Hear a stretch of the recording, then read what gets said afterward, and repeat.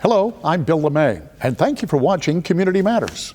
We hope you'll continue to watch as we discuss issues facing our community and provide you with the resources and information needed to find solutions.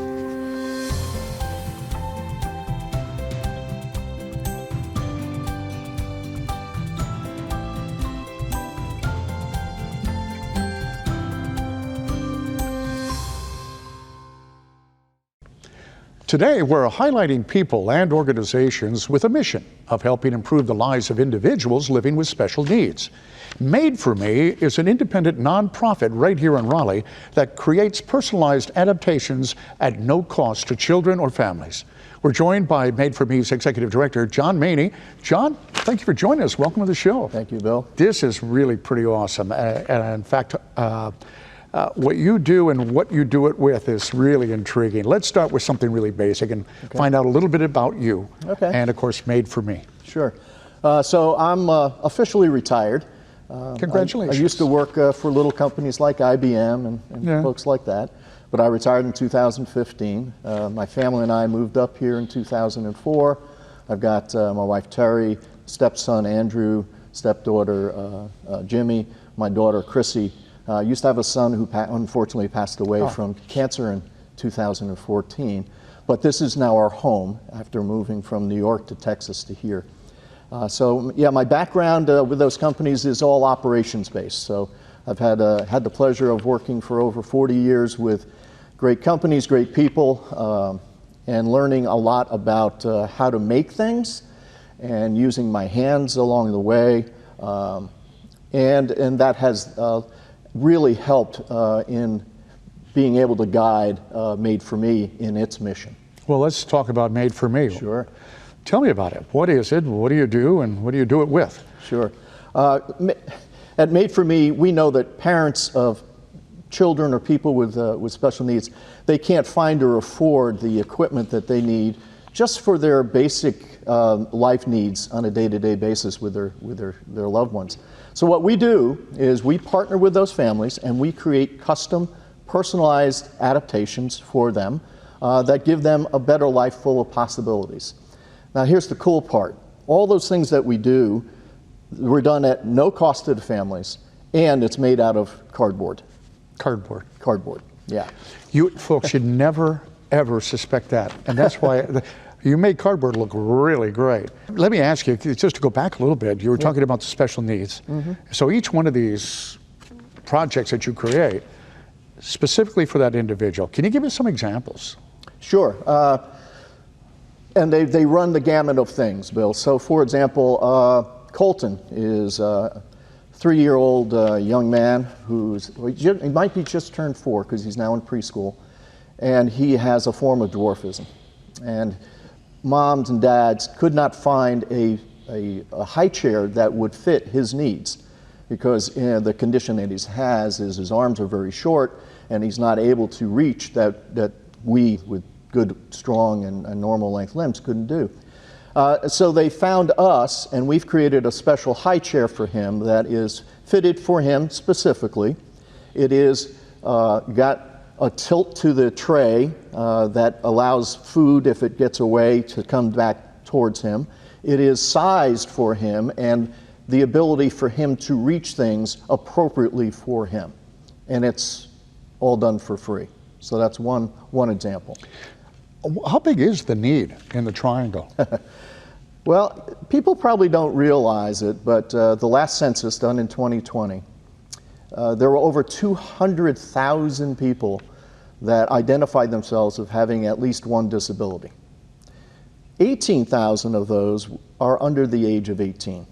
And there are companies out there that address special needs folks. I mean, so we're unique though in the way that we do it and obviously the material that we use. Now, you've been around, what, about 6 years? We started officially in March of 2017 when we got incorporated in the state of North Carolina. The idea started about a year earlier with my next door neighbor. Jim McKagey was a woodworker. He and his family had moved to North Carolina about 2 years prior to that. And Jim has 4 adopted children, 3 of which have a special need. At the time, They were in school. He also had an elderly uncle, and so Jim was the caretaker at home. And as the kids were aging and going to hopefully move out of the house and into college or whatever, Jim was told by his wife, Cece, you need to find a job. Yeah, so that was the motivation that started Jim looking. And interestingly enough, as only God can do, God pointed him to a company up in New York City that does something similar to what we do. Their name is Adaptive Design Association. They've been in business for over 20 years in downtown Manhattan. So Jim came across the backyard to me and said, hey, John, I'm thinking about starting up a company to help special needs folks. And oh, by the way, I have a stepson who is on the autism spectrum. So right. Jim and I connected in a lot of ways, that being one of them. And having been retired for about a year, and Andrew, my stepson, had just gotten out of high school, I said, yeah, that sounds like fun. Let's go figure out what we're going to do. Until he said, yeah, we're going to make stuff out of cardboard, in which I said, yeah, right, yeah, cardboard, thank you very much. Because as most people do, when you say cardboard, you're thinking Amazon box, cereal box, right? Yes. Not very strong. No. Well, not so much with the stuff that we use. So, in 2016 in December, 5 of us went to New York City. We met with this company. We learned what they did, how they did it. And then in March of 2017, we formed Made4Me as a nonprofit in the state of North Carolina. And it's been a wild ride ever since.